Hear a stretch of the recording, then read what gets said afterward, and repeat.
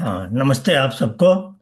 संध्या से संध्योपासना इस शीर्षक की इस कार्यशाला के प्रथम सत्र में आज बृहस्पति बुधवार मंगलवार 17 जून को आप सबका हार्दिक स्वागत है। ये जैसा कि आप में से कुछ लोग जो मुझसे पहले से परिचित हैं, आप जानते हैं कि पिछले 1-2 वर्ष से मैंने कोई कक्षा आदि में संचालन में मैं रुचि नहीं रखा था, क्योंकि लेखन में मैं लगा हुआ था। और विशेषतः पिछले वर्ष मैंने सांख्य दर्शन का भाष्य तैयार किया, जो अभी प्रकाशित भी हो गया है दिल्ली के गोविंदा महासानंद नामक संस्थान के द्वारा। तो उसकी प्रमुख खोज यही थी कि ध्यान का जो हम अभ्यास करते हैं उसमें प्रवेश पाने में हमें सही ऋषियों का आशय समझ में नहीं आ रहा था। और ये कुछ ऐसे ही कुछ एक वर्षों की बात नहीं है। सांख्य दर्शन का एक भाष्य हमें मिलता है जो अनिरुद्ध का है, वो लगभग 1000 वर्ष पहले का है। तो उसमें भी ये दोष है कि जैसा कि आप जानते हैं, अष्टांग योग में पहले 5 अंग बहिरंग योग हैं और बाद के 3 जो धारणा ध्यान समाधि है वो अंतरंग योग कहलाते हैं। और बोलचाल में आज लाखों करोड़ों लोग ध्यान का अभ्यास कर रहे हैं, लेकिन असल में उनको जो उनके शिक्षकों ने बताया है उस पद्धति उस विधि का वो पालन करें तो वो धारणा में नहीं प्रवेश कर पाएंगे। तो अंतरंग योग में प्रवेश धारणा में ही जब आप नहीं जा सकते तो आप ध्यान में कैसे जाएंगे। तो यह एक फेक नैरेटिव बोल सकते हैं, आज के जमाने में ये शब्द चल रहा है, फेक नैरेटिव। ये फेक नैरेटिव ध्यान और उपासना को लेकर 1000 या उससे भी अधिक वर्षों से चल रहा। तो अभी जो ध्यान सांख्य दर्शन का भाष्य बनाया, तो शायद अगले सत्र में मैं आपको सूत्र भी दिखाऊंगा कि तीसरे अध्याय का 33वां सूत्र है। और वही वैसा ही सूत्र है योग दर्शन में पहले अध्याय का 34वां। तो आपको सांख्य या योग दर्शन की कोई पुस्तक दिखे तो आप देखेंगे पाएंगे, मैंने तो अभी तक कोई सही पुस्तक देखी नहीं है। 3:33 सांख्य या योग का 1:34, सबने इसका अर्थ प्राणायाम परक कर दिया। और जैसा आप जानते हैं, यम नियम आसन प्राणायाम प्रत्याहार ये तो बहिरंग योग है। तो जहाँ धारणा में ऋषि प्रवेश कराना चाहते हैं वहां लोग, तो आज मैं इस कार्यशाला में लगभग हम 40 मिनट के लिए मिला करेंगे। न्यूयॉर्क का समय है 12:40 तो इसके 3 भाग हैं। तो पहले भाग में हम थोड़ी ध्यान उपासना पर चर्चा करेंगे। फिर हम जो आर्य समाज में प्रचलित है और आर्य समाज से जुड़े सब लोग जानते हैं और बाहर के भी कुछ लोग जानते होंगे, जिसको हम संध्या कहते हैं, संध्या वंदनम कहते हैं। ये एक मंत्र पाठ है। ओम शन्नो देवी से शुरू होती है संध्या और अंत में है नमस्कार मंत्र, ओम नमः शंभवाय च। तो आर्य समाज में जाने वाले लोग इन मंत्रों से परिचित हैं। और ऐसा ही कुछ हुआ कि मैं अपने आप में बहुत संतुष्ट था कि ये महर्षि दयानंद के जन्म शत की द्विशताब्दी चल रही है। 2025 में हमने उनके जन्म के 200 वर्ष पूरे होने का अवसर बनाया मनाया। और मैं यहाँ न्यूयॉर्क में हूँ। मेरे निकट एक बहुत अच्छा सहयोगी मंडल है, जिसमें हम दंपति के अलावा 4 और दंपति हैं। तो दयानंद जो दशमी कहलाती है कृष्ण पक्ष की दशमी, जो इस वर्ष 23 फरवरी को आई। तो उसी दिन हमारे जितेंद्र अब्बी जी हैं, उनकी धर्मपत्नी डॉक्टर राकेश अब्बी जी, उनके कर कमलों से हमने इस पुस्तक का लोकार्पण करवाया। तो वो बहुत शुभ दिन था हमारे लिए। तो उसी सहयोग मंडली में, हमारे सहयोगी मंडल में, हमारे गीता जी भी हैं जो यहाँ उपस्थित है। तो तभी से मुझे एक ध्यान में, मेरे मन में एक बात खटकती थी, एक अपराध बोध भी था कि मैंने सांख्य भाष्य करके अपने ऋषि व महर्षि दयानंद को श्रद्धांजलि तो दे दी है, पर उनके द्वारा स्थापित आर्य समाज में यह उपासना कैसे ले जाऊं। और मैं अब दूसरे लेखन कार्य में लगा हुआ हूँ, तो समझ नहीं आ रहा था कि मैं आर्य समाजों में जाऊं और आपको बता दूं कि सबसे पहले ये ऐसी कार्यशाला, संध्या से संध्योपासना, यानी संध्या के मंत्रों के साथ ध्यान उपासना का अभ्यास भी गुंथ दिया जाए, यह मैंने न्यूयॉर्क में ही की एक आर्य समाज में। ये सन 2003 की बात है। न्यूयॉर्क के एक प्रसिद्ध उपदेशक हैं डॉक्टर सतीश प्रकाश जी।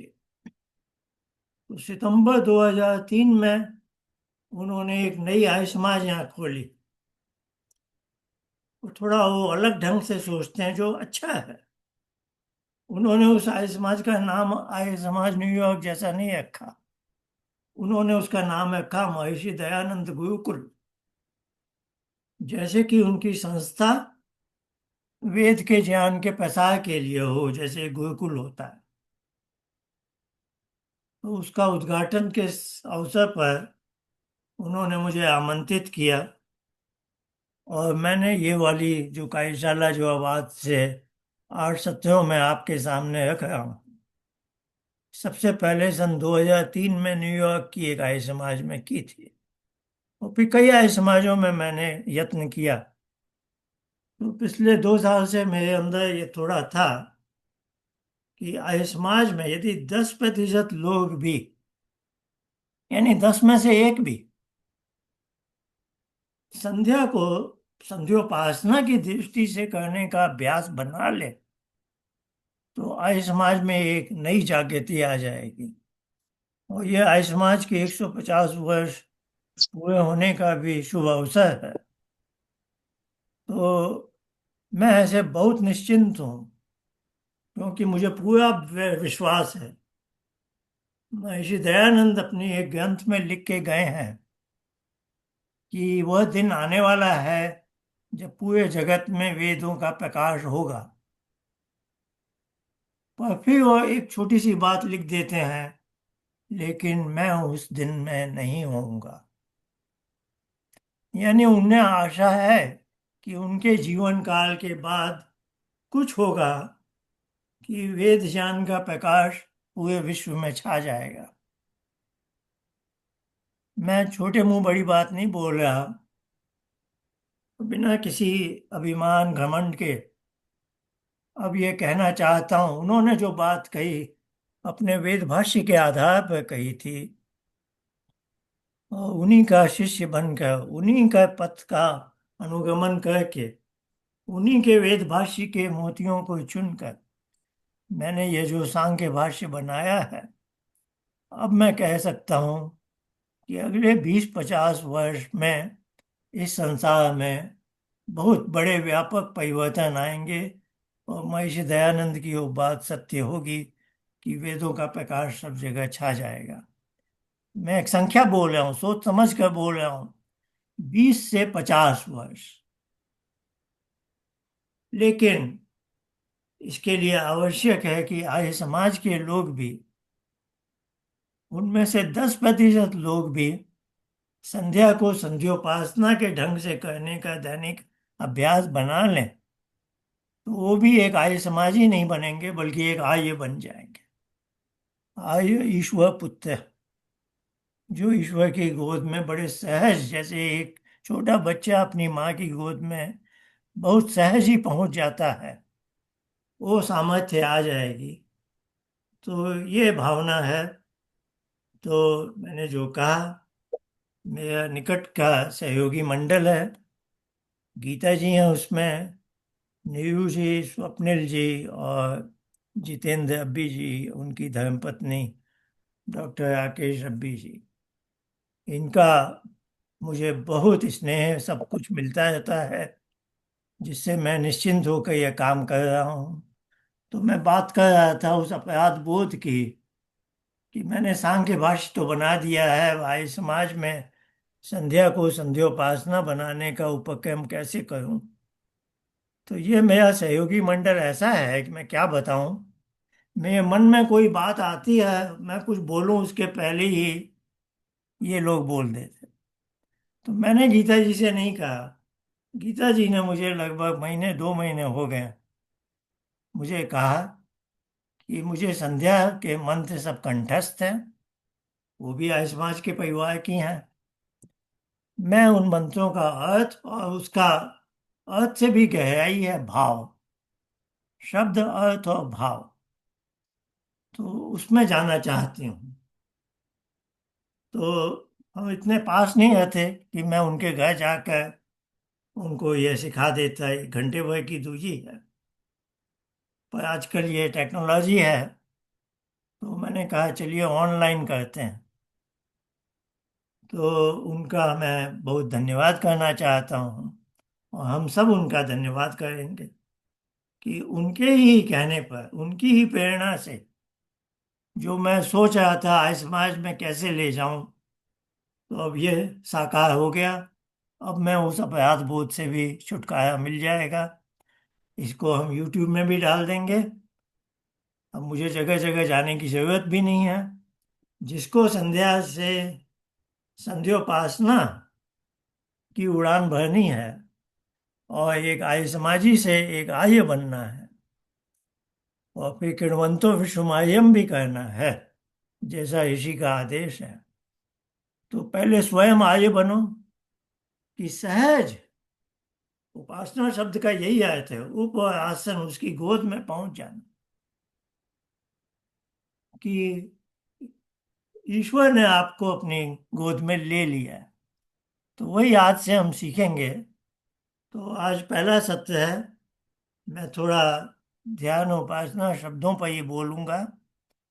तो हर सत्र में 3 भाग होंगे।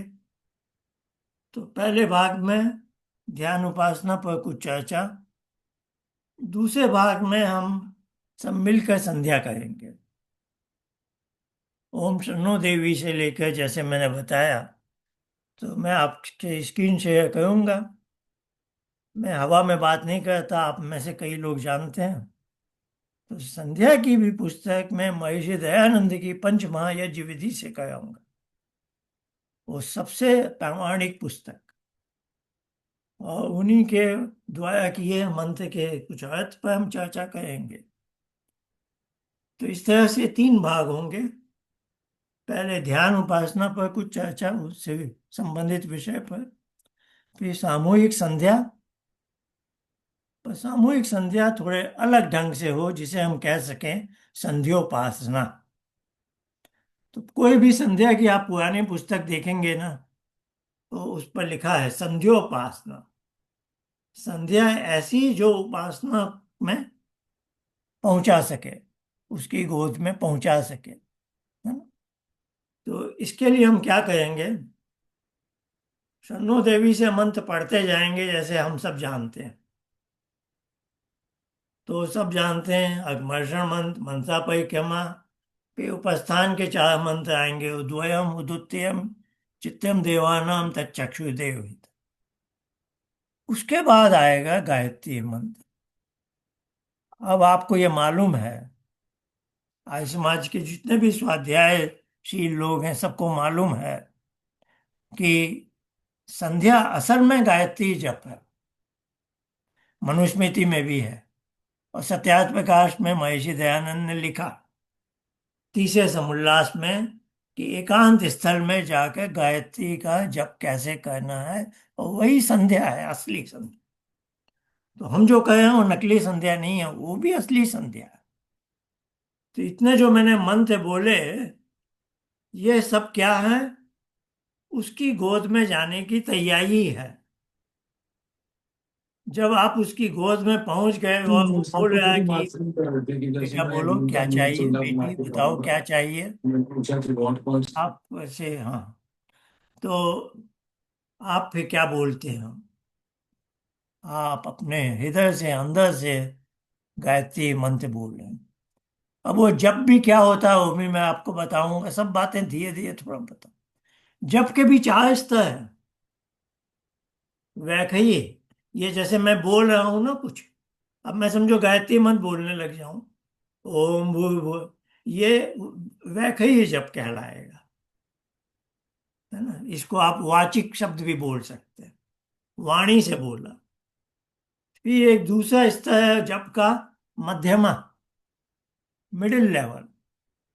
वाणी से बोल रहा हूं पर बहुत हल्का, इसको बोलचाल में बोलते हैं उपांशु, फुसफुसाहट वाला। जैसे मैं बोल रहा हूँ, ओम भूर्भुवः स्वः तत्सवितुर्वरेण्यं, ये मैं गायत्री का जप ही कर रहा हूँ। और ये है मध्यमा जप, उपांशु जप। अब तीसरा है क्या? तीसरा है, उपनिषद की भाषा में वो है पश्यंती, और बोलचाल की भाषा में हुआ मानसिक जप। अब मानसिक जप क्या होगा? आप आंख बंद करके मन ही मन, आपके होठ भी नहीं हिले, उसको हम कहेंगे मानसिक जप। ये हो गया मानसिक जप। अब हमारे ईश्वर ने कहा इससे भी काम नहीं चलेगा। उसकी गोद में पहुंचने का लक्षण ये नहीं है कि आप मन से बोल रहे हैं। वाणी से बोल रहे हैं तो सवाल ही नहीं उठता, तब तो आप अपने तन से जुड़े हुए हैं। मध्यमा पर आ गए तो भी आपके होठ हिल रहे हैं। फिर आप मानसिक जब आए तो आपका मन तो मंत्र बोलने में लगा हुआ है, इसको भी वो बोलते नहीं है, ये भी स्वीकार है नहीं। तो एक चौथा बनाम उन्होंने दे दिया, पराजप। उसमें मन में कुछ भी नहीं है। अब ये बड़ी कठिन कठिन शर्त है।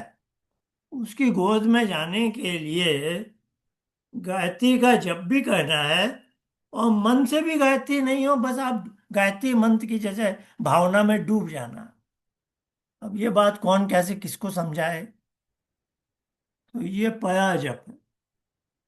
अब पया जप के जैसे चार उंगलियों से मैंने बताया, है ना,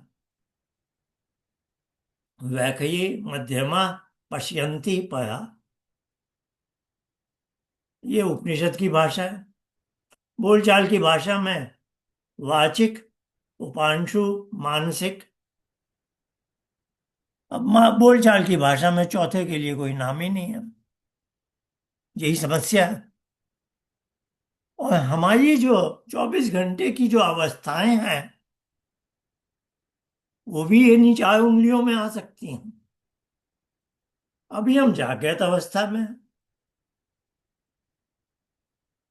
वे रात को नींद में जाते हैं तो कभी कभी स्वप्न आते हैं, वो है स्वप्नावस्था। तीसरी अवस्था जो बहुत अच्छी नींद है, उसमें बहुत मजा आता है, अच्छा लगता है, उससे उठते हैं तो हमें बड़ी अच्छी नींद मिली, वो है सुषुप्ति। और ऋषियों ने हमें बता दिया कि जैसे चाहते हैं कि जप है वैसी चार अवस्था है। तो हम पूछते हैं ऋषियों से, भाई चौथी का भी नाम तो बताओ। तीसरी सुषुप्ति भी हमें बहुत अच्छी लगती है, जिसमें कोई दुख हमें नहीं लगता, और जब उससे हम उठते हैं हम कहते हैं बहुत सुखपूर्वक सोया। अब उससे भी ऊंची कोई महान चौथी अवस्था है तो उसका नाम तो बताइए ना। तो उन्होंने क्या नाम बताया? उन्होंने उसका नाम बता दिया तुरीय अवस्था। ये क्या होता है? तुरीय अवस्था का अर्थ ही है चौथी अवस्था।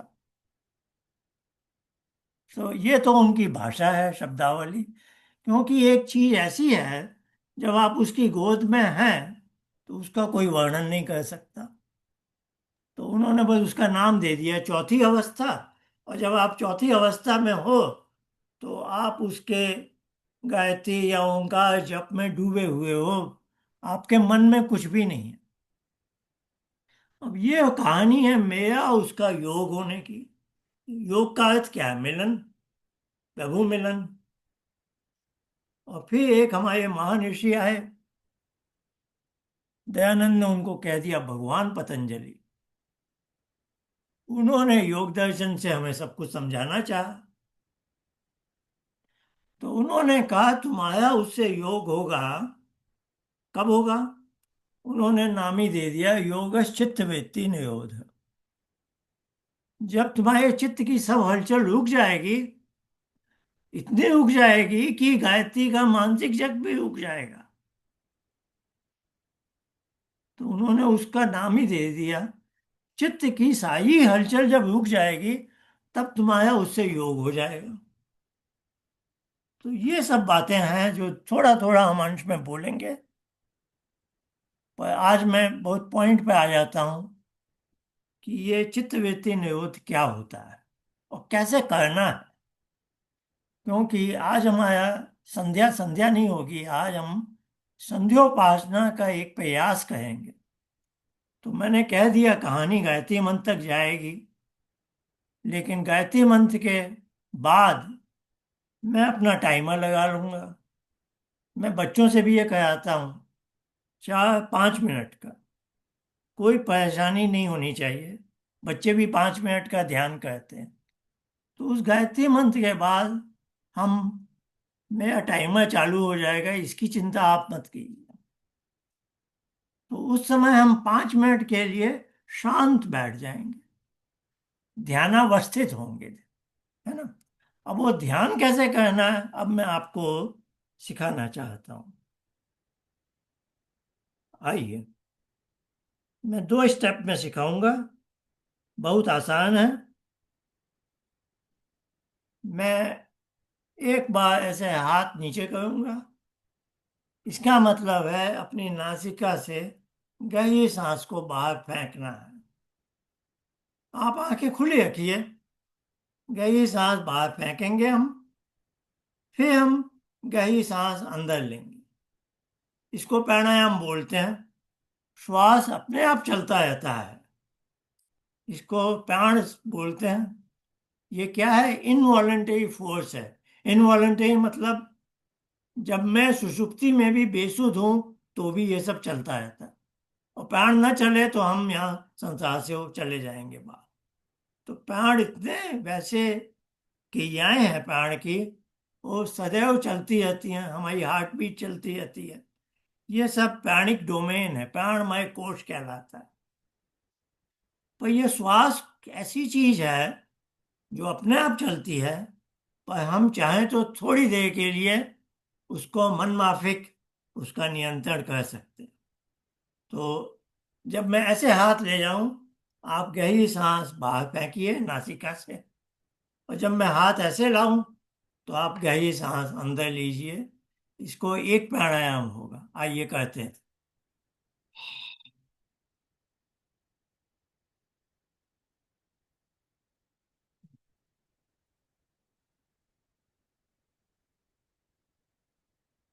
ये आपने मेरे साथ एक प्राणायाम किया। अगले सत्र में या उसके बाद वाले कभी मैं आपको समझाऊंगा कि अनिरुद्ध, जिनका समय 1000 साल पहले का है, तो उसके पहले से ये गड़बड़ चली आ रही है। तो एक सूत्र मैंने बताया था ना, तीसरे अध्याय का 33 या योग दर्शन का पहले अध्याय का 34। इन दोनों सूत्रों का सारे विद्वानों ने अर्थ यही किया कि सांस को बाहर फेंको और फिर श्वास को अंदर लो। असल में ये सूत्र था धारणा का। अब ये टेक्निकलिटी मैं आपको अगली बार समझाऊंगा। अभी आप मेरी विधि समझ लीजिए और थोड़ी देर मुझ पर विश्वास कीजिए कि ऋषियों ने यही विधि बताई है, जिसे हम 1 साल 1000 साल से हम भटक गए थे। तो अनिरुद्ध और उसके बाद विज्ञान भिक्षु और उसके बाद सैकड़ों लोगों ने सांख्य दर्शन योग दर्शन पर भाष्य टीका लिखी। इस सूत्र का यही गलत अर्थ किया कि सांस को बाहर फेंको, और वहां धारणा शब्द है, तो उन्होंने धारणा का क्या अर्थ किया? बाहर फेंकने के बाद सांस को धारण कर लो, वायुमंडल के वायु को धारण कर लो, ये उन्होंने अर्थ किया। अब मैं आपको असली चीज सिखा रहा हूं, असली चीज जो उस सूत्र का, ऋषि का आशय है। अब आप आंख बंद करके यही किया करना है, और ध्यान से सुन लेना है मेरी बात को बहुत अच्छी थी। आपका उद्देश्य है चित्त वृत्ति निरोध, यानी जो सुषुप्ति में आप जानते ही हैं, सुषुप्ति हम सब ने देखी हुई है, कोई भी हलचल नहीं होती है ना? तो सुषुप्ति जैसी अवस्था को हमने पाना है, पर बेहोश नहीं हो जाना, होश में रहना। इसीलिए हम बैठे हुए हैं, हम बिस्तर पर लेट कर नहीं कर रहे। तो ये पहले आपको रखना है, उद्देश्य क्या है? सुषुप्ति जैसी अवस्था को पाना है। अब ये जो सूत्र है, उसमें ऋषि का आदेश है। अब मैं फिर ऐसे ही हाथ ऐसे करूंगा, फिर आप आंख बंद कर लीजिएगा, श्वास को बाहर फेंकिएगा पूरा। लेकिन उसके बाद बहुत ध्यान से सुनिए, उसके बाद आप श्वास की गति को ऑटोमेटेड मोड में छोड़ दीजिए, जिसको ऑटो पायलट बोलते हैं, क्योंकि सांस अपने आप चलती है। अभी मैं बोल रहा हूं, आप सुन रहे हैं, हमारी सांस चल रही है ना? सांस चल रही है, सांस चलाने के लिए कुछ नहीं करना पड़ता। तो अभी आप एक बार श्वास को बाहर फेंकेंगे, उसके बाद आपको मतलब नहीं है सांस लेने से, आपका बॉडी सिस्टम अपने आप सांस लेगा। तो आपको क्या करना? आप अपना आंखें बंद किए हुए अपना ध्यान अपने ललाट पर ले जाइए, अपने ललाट को बस देखते रहना। वहां क्या होगा? वहां कुछ भी नहीं होगा, और जो कुछ भी नहीं हो रहा है वही है चित्त वृत्ति निरोध की अवस्था। चित्त आपका खाली हो गया। तो ये चित्त को खाली करने की ब्लैंकिंग टेक्निक थी, जिसको लोगों ने समझा नहीं। तो आइए 2 मिनट अब हम करने वाले हैं ये। सांस को बाहर फेंकिए,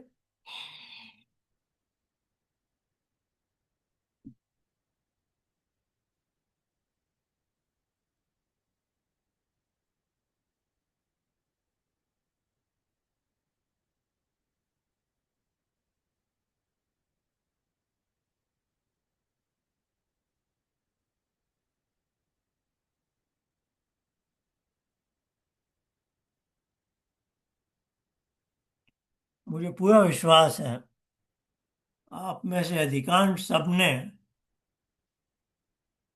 उस समय की चित्त की अपनी गतिविधि देख ली। जब चित्त वृत्ति निरोध हो जाता है, चित्त की सब हलचल रुक गई थी, जैसे सुषुप्ति में सारी हलचल रुक जाती। पर आप सुषुप्ति में नहीं थे, आप कुर्सी पर कहीं पर बैठे हुए हैं, और आप योग की उस अवस्था में पहुंच रहे थे। यह है ध्यान का असली रूप। तो अब हम क्या करने वाले हैं? अब हम संध्या मंत्र पाठ शुरू करने वाले हैं। गायत्री मंत्र बोलेंगे एक बार, उसके बाद हम यही कहेंगे। मैं एक बार ऐसे हाथ करूंगा, ताली भी पीटूंगा, ओम भी बोल दूंगा, ताकि आप सब समझ जाएं। पर उस समय मैं अपना टाइमर चला दूंगा 5 मिनट का। अभी आपने 1 डेढ़ 2 मिनट का ध्यान किया, अब आप उस समय 5 मिनट का कहेंगे। 5 मिनट में क्या होने वाला है? थोड़ी देर के बाद आपके चित्त में कुछ हलचल होगी, कोई चीज आ जाएगी। कोई चीज आ जाए तो आप उसको, क्योंकि आपका उद्देश्य क्या है? सुषुप्ति जैसी अवस्था को पाए। जब आपको लगे चित्त में कुछ हलचल होने लगी है, आप फिर से सांस को बाहर फेंक कर फिर से उस ब्लैंकिंग टेक्निक का उपयोग कीजिए। जितनी इच्छा उतनी बार कीजिए, पर आपका उद्देश्य हमेशा होना चाहिए ब्लैंक माइंड, है ना? और उसके 5 मिनट के बाद हम समर्पण मंत्र बोलेंगे, फिर नमस्कार मंत्र।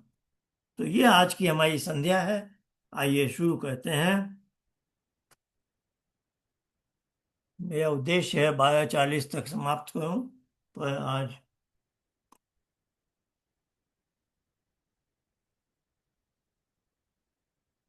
थोड़ा अधिक होगा। चलिए जल्दी शुरू कर।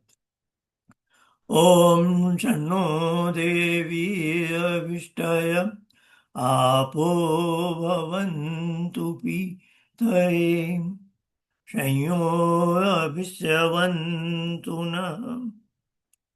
ओम वाक् वाक्, ओम प्राणः प्राणः, ओम चक्षुः चक्षुः, ओम श्रोत्रम श्रोत्रम, ओम नाभिः, ओम हृदयम्, ओम कंठः, ओम शिरः, ओम बाहुभ्यां यशो बलम्, ओम करतल करपृष्ठे, ओम भूः पुनातु शिरसि, ओम भुवः पुनातु नेत्रयो, ओम स्वः पुनातु कंठे, ओम महः पुनातु हृदये, ओम जनः पुनातु नाभ्याम्, ओम तपः पुनातु पादयो,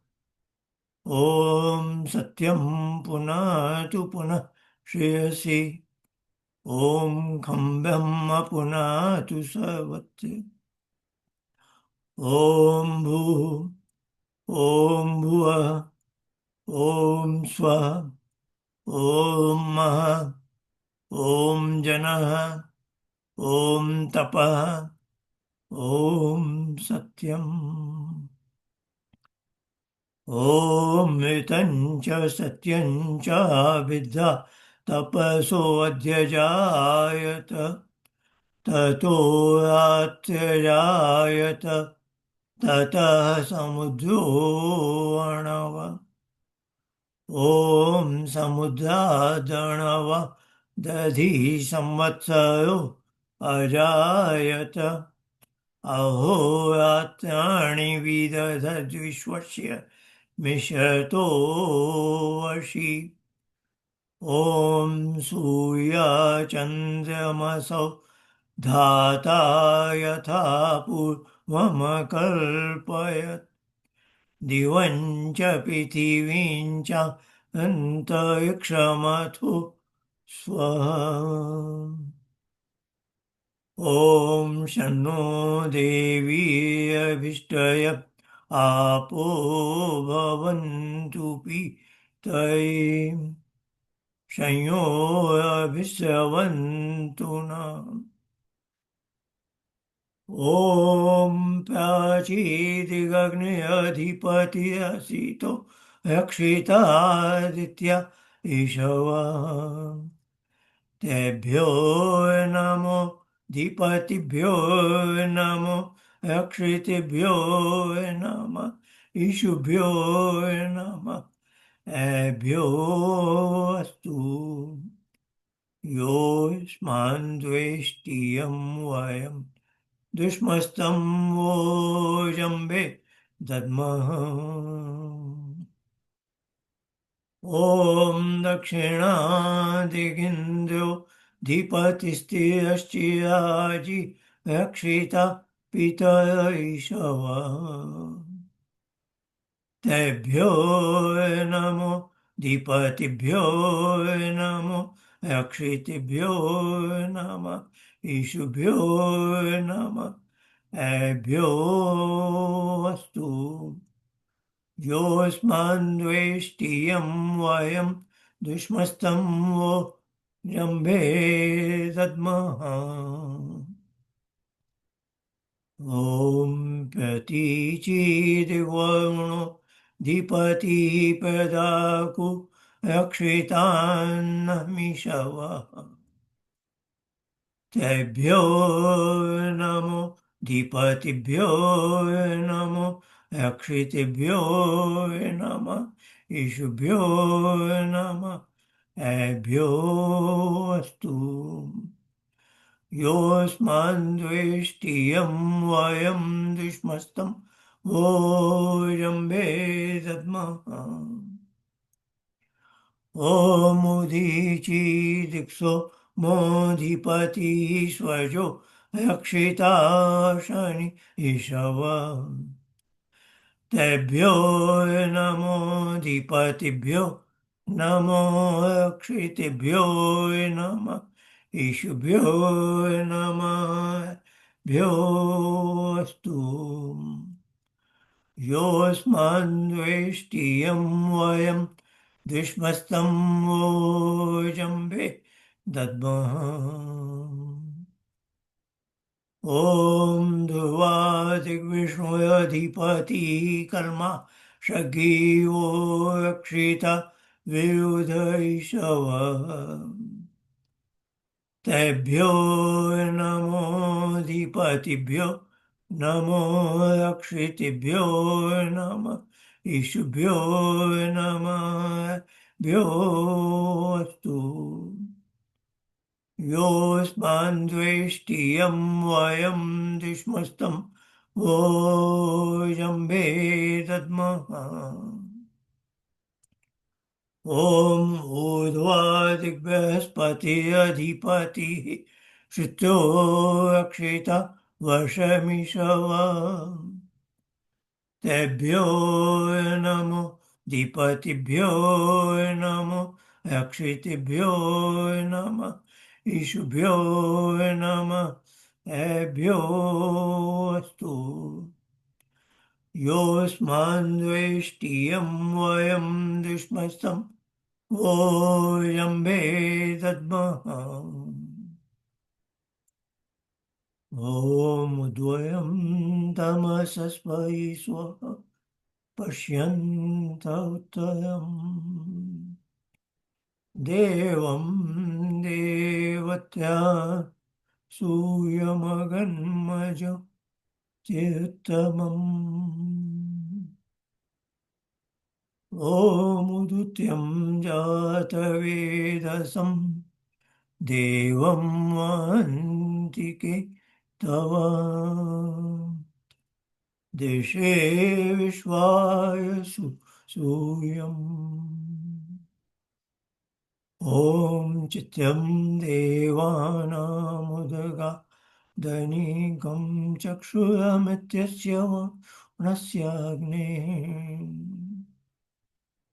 आप्याद्या वा पृथिवीयन्तरिक्षम् सूय आत्मा जगतस्तस्तुषश्च स्वाहा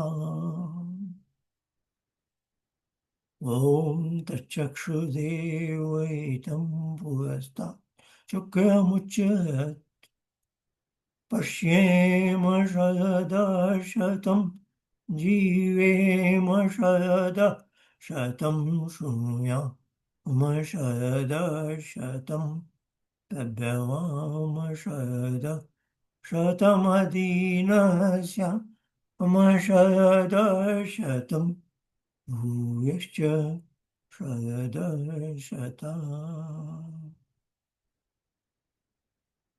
ॐ भूर्भुवः स्वः तत्सवितुर्वरेण्यं भर्गो देवस्य धीमहि धियो यो नः प्रचोदयात् ॐ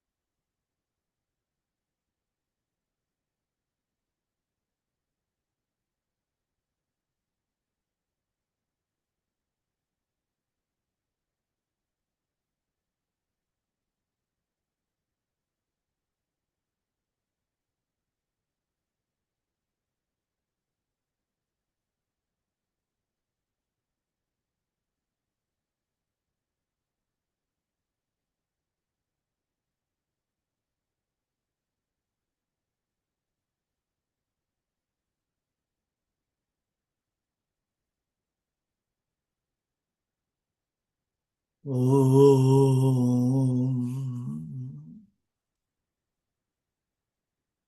ईश्वर दयानिधि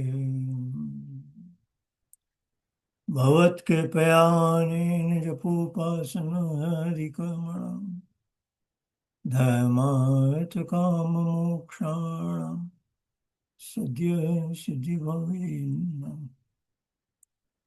ॐ नमः शम्भवाय च मयो भवाय च नमः शङ्कराय च मयस्कराय च नमः शिवाय च शिवतराय च। ओम शांति शांति शांति। आप सबको फिर धन्यवाद। गीता जी से मैं क्षमा मांगता हूँ, समय ज़्यादा लिया। वो बहुत बड़ी कंपनी के ऊंचे पद पर हैं, उनका समय मैं अधिक नहीं ले सकता। आप सबको पुनः धन्यवाद। फिर हम परसों मिलने वाले हैं। अब मैं ध्यान, समय का विशेष ध्यान रखा करूँ। फिर से मिलेंगे। धन्यवाद। धन्यवाद आचार्य जी, थैंक यू।